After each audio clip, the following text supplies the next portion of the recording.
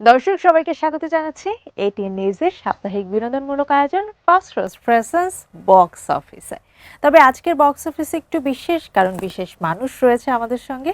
দর্শক পরিচিত হব, তবে তার আগে আপনাদেরকে একটু বলে রাখতে চাই আজকে যে মানুষটা আমাদের সঙ্গে যুক্ত আছেন তাকে আমরা আসলে নর্মালি যেটা কি হয়, কোনো অভিনেতা বা অভিনেত্রীকে আমরা হয়তো বা মঞ্চে দেখি, পরবর্তীতে আমরা নাটকে হয়তো বা দেখি বা সিনেমায়।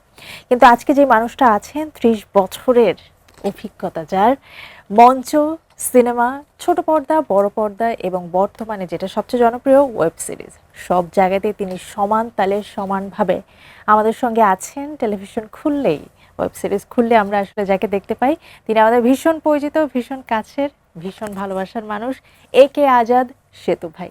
সেতু ভাই, ওয়েলকাম টু আওয়ার শো। কেমন আছেন? আলহামদুলিল্লাহ, খুব ভালো আছি। এন্ড থ্যাংক ইউ আমাকে আমন্ত্রণ জানানোর জন্য। আপনাকে অসংখ্য ধন্যবাদ আজকে আমাদের আমন্ত্রণ রক্ষা করার জন্য, এবং ডালিম ভাইকে অসংখ্য ধন্যবাদ আপনাকে কনভিন্স করানোর জন্য।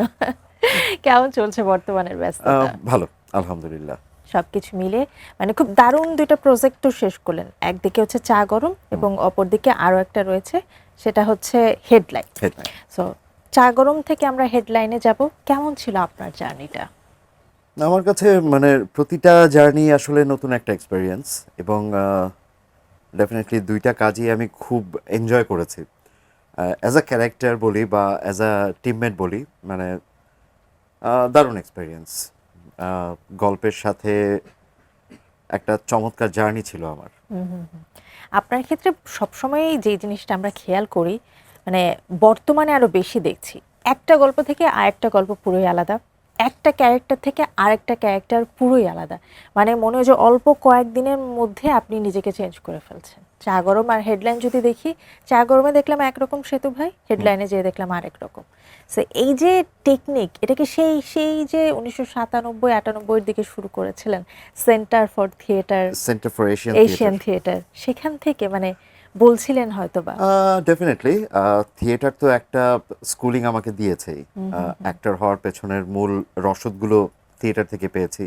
আমার শিক্ষাগুরু কামালউদ্দিন নীলু নিজের হাতেই বলা যায় গড়েছেন। আর অ্যাক্টরের মূল দায়িত্বই কিন্তু নিজেকে প্রতিনিয়ত ভাঙা চেঞ্জ গড়া। করা।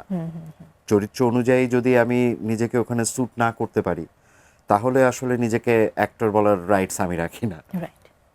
এটা এটা আসলে, এবং আপনারা সেই সময় আসলে যাদের সান্নিধ্য পেয়েছেন, দেশি বিদেশি যেসব মেন্টর পেয়েছেন, প্রশিক্ষক পেয়েছেন, আমার মনে হয় কি তারা অনেকটা শেপ করে দিয়েছে। হ্যাঁ, ডেফিনেটলি। একজন অভিনেতার মূল জায়গা তো ইমাজিনেশনটা।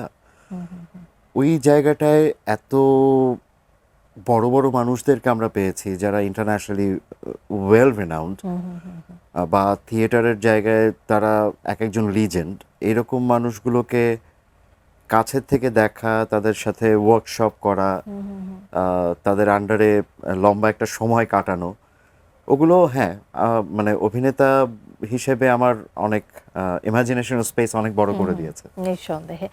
আচ্ছা, এখন তো মঞ্চে মানে কাজের, ওয়েব সিরিজ বলেন, নাটক, সিনেমার ব্যস্ততার কারণে মঞ্চে একটু কম সময় দেয়া হয়, কিন্তু কোন চরিত্রটাকে সেতু ভাই এখনো মিস করে? কোন চরিত্রটা? সবচেয়ে যদি মঞ্চের কথা বলি তাহলে আমি খুব বেশি মিস করি মেটামরফোসিস, ফ্রাঞ্জ কাফকার মেটামরফোসিস, আমরা যেটা করেছিলাম 2005-06-এ। ওটা আমি বলবো যে আমার লাইফের one of the best character, বাহ। যেটা আহ, অনেকগুলো ফেস্টিভ্যালে গিয়েছে ইন্টারন্যাশনালি। তার মধ্যে ন্যাশনাল স্কুল অফ ড্রামা ফেস্টিভ্যালে গিয়েছিল, এবং আরও অনেকগুলোতে। এবং বলা যায় যে ওটা এত এত অ্যাপ্রিসিয়েশন পেয়েছে, এবং আমিও পার্সোনালি এত ইনভলভ থাকতাম ওই ক্যারেক্টারটায়, ওই সময়টায়। I miss those days. বাহ, দারুণ। মঞ্চের কোনো স্মৃতি কি আছে যেটা এখনো মনে পড়লে মন ভালো হয়ে যায়? মঞ্চে প্রচুর স্মৃতি আছে, প্রচুর স্মৃতি আছে। স্পেশালি একদম শুরুর দিকে আমরা যখন ভেলুয়া সুন্দরী করলাম, ওটায় সাইদুর রহমান লিপনের ডিরেকশনে, ওয়ার্ল্ড ওয়াইড এটা এত ভালো একটা রেসপন্স পেয়েছিল। আমরা প্রথমেই যাই হচ্ছে নান্দিকার ফেস্টিভ্যালে ওই সময়। এটা ছিল 99। আচ্ছা। আমরাও একেবারে নবীন, আমাদের প্রথম কাজ। সো ওটা নিয়ে যখন ওদের নান্দিকার ফেস্টিভ্যালে যখন আমরা শো করলাম, জাস্ট দেখলাম যে প্রায় 1100 দর্শক একাডেমি হলে, ওই রকম কাছাকাছি দর্শক, এক সবাই একসাথে দাঁড়িয়ে গেল বাহ, এবং প্রায় 5 থেকে 7 মিনিট সম্ভবত জাস্ট স্ট্যান্ডিং ক্ল্যাপ ওভেশন, চলেছে। বাহ, দারুণ এবং দারুণ। অনেকে, আমরা তো কাঁদছিলামই, আমাদের অডিয়েন্স অনেকে কাঁদছিল, পরে শোয়ের পরে জড়িয়ে ধরেও তারা কেঁদেছে। এবং ওখানকার ঠিক এই মুহূর্তে নামটা মনে পড়ছে না, ও একজন কবি এবং সাহিত্যিক কলকাতারই, আবুল বাশার, উনি একটা বিশাল রিভিউ লিখেছিলেন আনন্দলোকে। মানে ওইটা বলবো যে আমাদের লাইফের best, one of the best স্মৃতি। বাহ, দারুণ। এবং সেম জিনিস আমরা পেয়েছিলাম Gothenburg dance and theatre festival, এটা সুইডেনে। একই, মানে ওখানেও স্ট্যান্ডিং ওভেশন আমাদের মানে 10-12 মিনিটের বেশি গেছে। আমরা একবার এক্সিট করি, আবার আমাদের অর্গানাইজাররা বলে যাও, অডিয়েন্স হাততালি দিচ্ছে এখন। দিস ইজ আচ্ছা, আওয়ার কালচার, যতক্ষণ হাততালি চলবে you have to Be be on the there. Stage every time. Okay, okay. So এই জিনিসের স্মৃতি আসলে কখনো দারুণ, ভোলার মতো দারুণ। না। স্টিল আমি দেখতে পাচ্ছি আপনার গুজবাম্পস হচ্ছে। ওয়েল, আমরা এই স্মৃতিতে থাকবো, তবে একটা ছোট্ট বিরতি নিয়ে আসি, তখন নতুন করে গল্পে যাব। দর্শক, আপনারা দেখছেন ফার্স্ট রোজ প্রেসেন্স বক্স অফিস, নিচ্ছি ছোট্ট বিরতি, সাথেই থাকুন।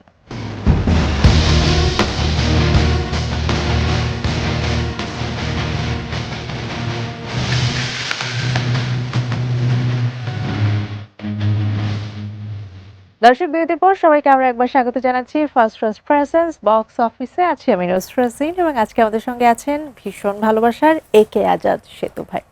সেতু ভাই, এই পর্যায়ে বর্তমানের গল্পে আবার একটু ফিরে আসি। আমরা চা গরম এবং হেডলাইন নিয়ে কথা বলছিলাম। আচ্ছা, চা গরমটা সম্পর্কে একটু শুনতে চাই শুরুতে। শ্রীমঙ্গলে যে একদমই সম্পূর্ণ শুটিংটা হয়তো বা আপনারা কমপ্লিট করেছেন। এটা সিলেটে। সিলেটে করেছেন, আচ্ছা। সেখানে রবিন চাঁদ মুর্মু যে আমাদের পারভেজ ভাইয়ের ক্যারেক্টার ছিল, মানে ফুললি তিনি এটার সঙ্গে মিশে গিয়েছেন। আর আপনার আসলে এই চা গরমে কি কি চেঞ্জেসের মধ্য দিয়ে যেতে হয়েছে, বা এটার অনুভূতি কেমন ছিল? এটাও জানি ইন্টারন্যাশনাল বেশ কয়েকটা জায়গায় কিন্তু গিয়েছে। চা গরমে ডিরেক্টর তো আমাকে রীতিমতো চাপে রেখেছে, হাসা যাবে না। হ্যাঁ, দেখেছি ট্রেলারে। I was in a huge restriction, মানে ক্যারেক্টারটাই এমন ছিল যে ওর একদম শেষ দৃশ্যটার আগে অসম্ভব রাফ একটা মানুষ, যে সব সময় ধমকের উপরে রাখে, যে সব সময় কর্মচারীদের একটা প্রেশারের উপরে রাখে। সো ওই রকম একটা জায়গায় দেখা যাচ্ছে যে খুব হয়তো সিনের কারণেই খুব হাসি আসছে, সেটাও হাসতে পারছি না। বাট হ্যাঁ, নতুন একটা অভিজ্ঞতা হয়েছে ওখানে। চা বাগানের সাথে তো আমরা আসলে এতদিন পর্যন্ত চা বাগানে যে কবারই শুটে গিয়েছি, শুটিং করে চলে এসেছি, ওইটার ইনসাইডে আসলে কখনো যাওয়া হয়নি। তাদের যে গল্প, এক্স্যাক্টলি, ওই মানুষগুলোর সাথে কখনো মেশা হয়নি, ওদের লাইফটা দেখা হয়নি। আমরা শুধুমাত্র বিউটি জায়গাটা ইয়ে করে এসেছি। সো সেই জায়গা থেকে যখন আড্ডা হতো বা সিনের গ্যাপে আমরা যারা বসে আছি, স্পেশালি রেজওয়ান পারভেজ, ও তো যে একজনের সাথে একদম আড্ডা জমিয়ে দিত, এবং সেটারই রেজাল্ট আজকে আমরা রবিন চাঁদ মুর্মুর মধ্যে দেখছি, যে ও এত সহজভাবে ওদের সাথে মিশে গিয়েছিল। ও এক সময় মনে হচ্ছিল যে আসলে ও ওখানেই বিলং তাদেরই করে। একজন। ডিরেক্টর আমাদেরকে ওই স্পেসটায় আসলে ছেড়ে দিয়েছে, আচ্ছা, আচ্ছা। এবং সেটার রেজাল্ট চা গরম ওয়েল অ্যাপ্রিসিয়েটেড। এবং দেশে এটার সাথে বিদেশে যেহেতু দুই জায়গাতেই। অক্সফ্যাম জড়িত ছিল, অক্সফ্যামের সবাই সবাই মানে ওরা ইন্টারন্যাশনালিও তো জিনিসটাকে অনেকখানি ইয়ে করেছে, এর আউটপুট খুব ভালো। খুবই ভালো। মানে আমি এখনো পর্যন্ত আনফরচুনেটলি দেখিনি, বাট আমি খুব শীঘ্রই দেখবো, কারণ এটা আমার বাকেট লিস্টে আছে, খুব দেখার ইচ্ছে। এবং শঙ্খ দাশগুপ্তর সঙ্গে আপনার এটাই হয়তোবা প্রথম কাজ, কেমন ছিল? খুব ভালো, আমি এনজয় করেছি। এবং একটা ইচ্ছা ছিল, যেমন শঙ্খ দাশগুপ্ত বলি বা তানিম ভাই বলি, তানিম নূর, ওনাদের সাথে কাজ করার একটা বিশেষ আগ্রহ আমার ছিল। আচ্ছা। এবং লাকিলি আমি পরপর এই দুজনের সাথেই কাজটা একই সাথে করলাম। একই বছরে বলা যায়। আমি তানিম ভাইকে অনেকবার ডিস্টার্ব করেছি, বা শঙ্খদাকে অনেকবার ডিস্টার্ব করেছি, দাদা আপনার অভিনেতা কবে হব। আল্লাহ ওই জায়গাটা মিলিয়ে দিয়েছে এবং পরপর দুজনের সাথে কাজ করলাম এবং দুটো কাজই আমাকে বলবো যে অনেক এনরিচ করেছে, অনেক এনরিচ করেছে। নিঃসন্দেহে। এবং আমার মনে হয় যে ভাইস ভার্সা, তারা আপনাকে এনরিচ করেছে, আপনি সেই কাজগুলোকে এনরিচ আমি করেছেন। আমারটুকু দেওয়ার চেষ্টা করেছি। নিঃসন্দেহে। যেহেতু তানিম নূরের কথা বললেনই, এবারের ঈদে আমরা অন্যতম সেরা একটা সিনেমা বলা যায় পেয়েছি, বনলতা এক্সপ্রেস। রাইট। মানে হুমায়ুন আহমেদের উপন্যাস অবলম্বনে তানিম নূরের ডিরেকশনে এবং এত দারুণ দারুণ কাস্টিং যেখানে ছিল, সেখানে আপনার ক্যারেক্টারটাও খুব দারুণ ছিল, গল্প বলেছে, মেসেজ দিয়েছে। কেমন ছিল আসলে হোল জার্নিটা? আমি তো বলবো আমাদের বনলতা এক্সপ্রেসের পুরো জার্নিটাই আসলে একটা পিকনিক ছিল। আচ্ছা। কারণ অদ্ভুত একটা ব্যাপার ছিল যে আমরা যখন অফ স্ক্রিনে আছি, যখন অন্য একটা সিন হয়তো হচ্ছে, বাকি সবাই আসলে এক জায়গায়। আচ্ছা। মানে কেন জানি কেউ আসলে ওই এনভায়রনমেন্ট থেকে ছুটতে চায়নি। এভরিওয়ান, ইচ অ্যান্ড এভরিওয়ান, আড্ডাটা একসাথে হয়েছে, খাওয়া দাওয়া একসাথে হয়েছে, সিনের সময় সিন হয়েছে এবং প্রত্যেকের সাথে প্রত্যেকের একটা চমৎকার সম্পর্কের জায়গাগুলো ডেভেলপ হয়েছে ওর মধ্যে। Directorial team, actors team, technical team, everyone. So ওইটার রেজাল্টটাই আসলে আমি বলবো যে অডিয়েন্স দেখেছে একদমই। ইয়েতে, যে এত ভারী ভারী ভারী ভারী ক্যারেক্টার আমরা যেভাবে আইসোলেশন করি, যে সেলিব্রিটি ক্যারেক্টার, বনলতা এক্সপ্রেসে ওই স্পেসটাই ছিল না। বনলতা এক্সপ্রেসে প্রত্যেকটা ক্যারেক্টার আসলে তার জায়গাটুকু খুব প্রপারলি ক্যারি করে গেছে এবং ডিরেক্টর সেই স্পেসগুলো তৈরি করে দিয়েছেন। মানে অ্যাম্বিয়েন্সটাই আপনারা এমন ভাবে করেছেন, এত সাবলীল ছিল যে আমার মনে হয় যে ছোট বাচ্চা থেকে বৃদ্ধ পর্যন্ত প্রত্যেকে সেটা অন স্ক্রিনে একদম, দেখতে একদম। পেয়েছে। আপনাদের সবার মধ্যকার বন্ডিং, ফ্রেন্ডশিপ, কেমিস্ট্রিটা। ওয়েল, এটা নিয়ে আমার আরো গল্প আছে, আমরা একটা ছোট্ট বিরতি নিয়ে নিই। দর্শক, আপনারা দেখছেন বক্স অফিস, নিচ্ছি ছোট্ট বিরতি, সাথেই থাকুন।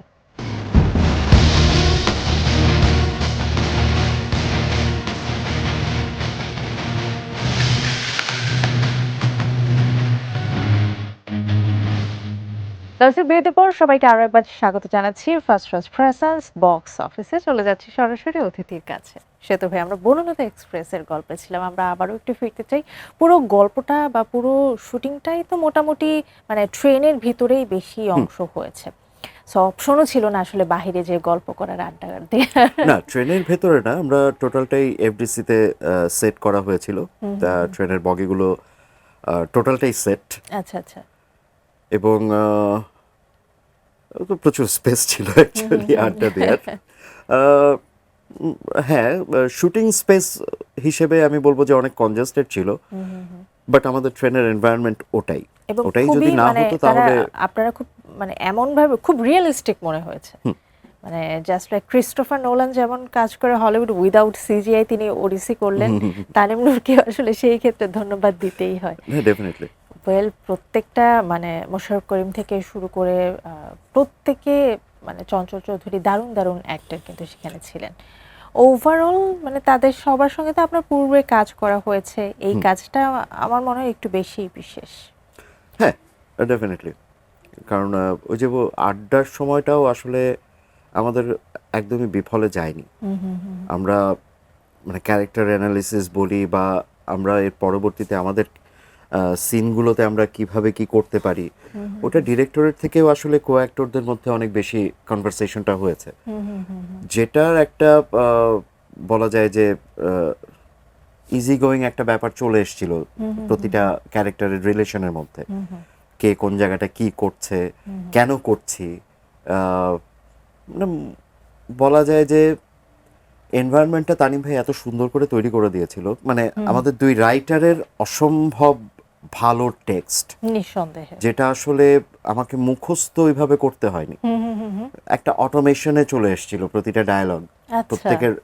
প্রত্যেকের ডায়ালগের একটার সাথে আরেকটার যে ব্যাপারটা, কনভারসেশনটা অটোমেশনে চলে এসেছিল। দারুণ। মানে ওইভাবে মুখস্থ করার মতো আসলে এবং আমার মনে হয় কিছু হয়নি। ডিরেক্টরের পক্ষ থেকে আপনাদেরকে ওই স্পেসটা দেয়া হয়েছে, যে ইম্প্রোভাইজের কি স্পেসটা দেয়া হয়েছিল? আমরা ওইভাবে ইম্প্রোভাইজ কোথাও করতেও করিনি। হয়নি। আচ্ছা আচ্ছা। আমরা যেটা করেছি যে গল্পের ভেতরেই ছিলাম।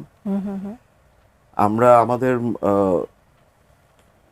ইমোশনালি যে জায়গাটায় রিয়্যাক্ট করতে হয়, ইমোশনালি আমি আমার বডিতে যেভাবে রিফ্লেক্টটা দিতে পারি ওই জায়গাটাতেই আমরা ফোকাস করেছি। এখন আমার হয়তো কোনো কিছুতে মনে হয়েছে যে এখানটাতে আসলে আমার এই কথাটা আসলে দাঁড়িয়েই বলতে স্বাচ্ছন্দ্য বোধ করছি, বসে বললে হয়তো আমি ওই স্বাচ্ছন্দ্যটা বোধ করছি না। ডিরেক্টর ওই স্বাধীনতাটুকু দিয়েছে। বাহ, দারুণ। এখানে একটু যোগ করি, মানে স্বাধীনের সাথে ডেফিনেটলি সামিউল ভাইয়ের কথা বলতে হবে, মানে আমাদের দুই রাইটারের একজন, মানে দুজন অসম্ভব ভালো চিত্রনাট্যটা করেছে এবং সেটারই রিফ্লেকশন আমাদের মধ্যে এসছে এবং পরবর্তীতে অডিয়েন্স আমাদের মধ্যেও সেটা এসেছে। ওয়েল, আমরা এর আগে আপনাকে কারাগারে দেখতে পেয়েছি, সেখানে দারুণ কাজ করেছেন।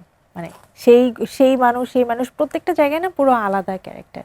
আচ্ছা, আমার একটা জিনিস জানার ইচ্ছা আছে, এই যে সেতু ভাই 30 বছর ধরে আপনি যুক্ত আছেন এই ইন্ডাস্ট্রিতে, মানে ইন্ডাস্ট্রির প্রতিটা সেক্টরে আপনার অবদান রয়েছে, পদচারণা রয়েছে। বর্তমানে মানে আমাদের যে সিনেমা বা বড় পর্দার যে জয় জয়কার চলছে, মানে সুদিনের হাওয়া বইছে, এবং মজার ব্যাপার হচ্ছে আমরা মানে প্রোগ্রামের আগে গল্প করছিলাম যে বিষয়টা নিয়ে, যে এবারের ঈদে আমরা দেখলাম যে কমার্শিয়াল সিনেমার থেকে গল্পের সিনেমার প্রাধান্য বেশি পেয়েছে। দর্শক সেটাকে এত ইজিলি অ্যাকসেপ্ট করেছে যে টানা 2 থেকে 3 মাস হলে কিন্তু ওই সিনেমাগুলো টপ লিস্টে ছিল। এই জিনিসটা আসলে কেমন অনুভূতি জাগায়? গল্প বা উপন্যাস বা সিনেমা কেন দেখি? আমরা তো দেখি ওটার সাথে ইমোশনাল একটা জার্নি করার জন্য। আমি এক একজনের এক এক জনরা ভালো লাগতেই পারে, সেটাও তার ইমোশনাল জার্নির জন্যই। সো ওই জার্নিটা আমি যখন একজন অডিয়েন্সকে দিতে পারবো তখনই অডিয়েন্স আমার সাথে ওই গল্পে ইনভলভ হবে। এবং একটু খেয়াল করে দেখবেন যে ওয়ার্ড টু মাউথ এরিয়াটা সবচেয়ে বেশি কাজ করেছে গত 2-3 বছর। এই সিনেমাটা ভালো বা ফেসবুকের একটা রিভিউ বা ছোট্ট একটা লাইনও আমি অনেকের দেখেছি, জাস্ট একটা ছোট্ট অসাধারণ। সো এই জিনিসগুলো না একটা সার্কেলকে ইনভলভ করে। এবং খেয়াল করে দেখবেন যে দর্শক একটা সিনেমা দেখতে যে টিকিট না পেয়ে সে কিন্তু ফিরে আসছে না, সে আরেকটা সিনেমা দেখছে। আমি বলবো এই মুহূর্তে আমরা গল্প খুঁজছি, আমরা অডিয়েন্স যারা সিনেমা দেখতে চায় তারা কিন্তু গল্পই খুঁজছে। না হলে আমাদের এখানে সাউথের ফিল্ম এত করে কেন, সবাই এত পছন্দ করে কেন? ওখানে গল্প আছে। এখন গল্পটাই যদি আমার না থাকে তাহলে তো মানে আমি ওই জিনিসের সাথে ইনভলভ হব না, দর্শক হিসেবে আমি দেখব না। সো যেহেতু মানুষ এখন ওটিটির কল্যাণে হোক বা ইউটিউবের কল্যাণে হোক অনেক ভালো কাজ দেখছে, তাদের রুচির পরিবর্তন হচ্ছে, সেটারই একটা রিফ্লেকশন এখন আসছে। এবং আশা রাখছি যে সামনে আমাদের সিনেমা অনেকদিন পিছিয়ে ছিল, এখন আমাদের সিনেমা আরো বেটার আসবে সামনে। নুহা সুমায়নের মতো মানুষ ইনভলভ হচ্ছে। আমরা যাদেরকে আগে মানে শুধুমাত্র টেলিভিশন নির্মাতা হিসেবে ভাবতাম, বাট তাদের টেলিভিশনের কাজগুলোও অনেক রিমার্কেবল ছিল, ওই মানুষগুলো কিন্তু এখন বড় পর্দায় আসছে বা ওয়েব সিরিজগুলোয় আসছে। ওয়েব সিরিজকে আমি আলাদা করছি না এই কারণে, দুটারই প্রিপারেশন অলমোস্ট সেম। একটা সিনেমার যা প্রিপারেশন, একটা ওয়েব সিরিজের প্রিপারেশন সেম। আমি বলবো তার থেকে আরো বেটার, আরো বেশি। সো সবকিছু মিলে আমাদের দেশের মানুষের রুচিও চেঞ্জ হচ্ছে, তারাও গল্পে ইনভলভ হওয়ার চেষ্টা করছে, চাচ্ছে ভালো গল্প। আমরা যদি ওই জায়গাটা দিতে পারি তাহলে আই বিলিভ আমাদের ফিল্ম অলরেডি ইন্টারন্যাশনালি ভালো করছে, আরো বেটার জায়গায় যাবে। নিঃসন্দেহে আমরাও সেই প্রত্যাশাই রাখতে চাই, ভালো কিছু হোক, সুদিন আরো অনেক দিন আসলে স্টে করুক। এবং একদমই শেষ পর্যায়ে আমরা চলে এসেছি, যদি জানতে চাই যে সেতু ভাইকে আমরা ইন ফিউচার 26-এর তো এখন আরো অনেক দিন বাকি, কোথায় কোথায় দেখবো? এই মুহূর্তে টেলিভিশন সিরিয়াল করছি কিছু, তার মধ্যে দীপ্ত টিভির অলরেডি একটা রান করছে খুশবু নামে। ভিকি জাহেদের একটা television serial very soon channel আইতে আসবে আমাদের নীলবাড়ি নামে।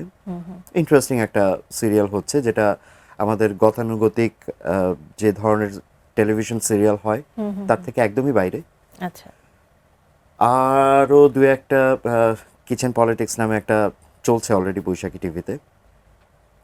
এছাড়া কিছু শর্ট ফিল্মের কাজ হয়েছে, প্লাস কথা হচ্ছে, আর একটা সিনেমা নিয়ে কথা হচ্ছে, লেটস সি।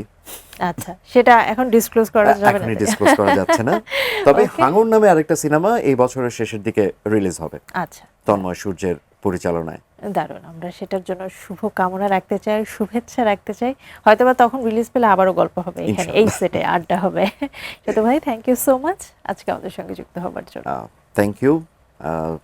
অবশ্যই ডালিম ভাই, বাপি ভাই সাথে আছে, এবং এটিএন নিউজকে আমাকে এই জায়গায় আসার সুযোগটা করে দেওয়ার জন্য। অ্যান্ড ধন্যবাদ। Thank you to you. Thank you. দর্শক, আজকের মতো শেষ করছি ফার্স্ট প্রেজেন্স বক্স অফিস। দেখাবে আগামী শুক্রবার ঠিক একই সময়ে এটিএন নিউজের পর্দায়। ভালো থাকুন, সুস্থ থাকুন, এটিএন নিউজের সাথেই থাকুন।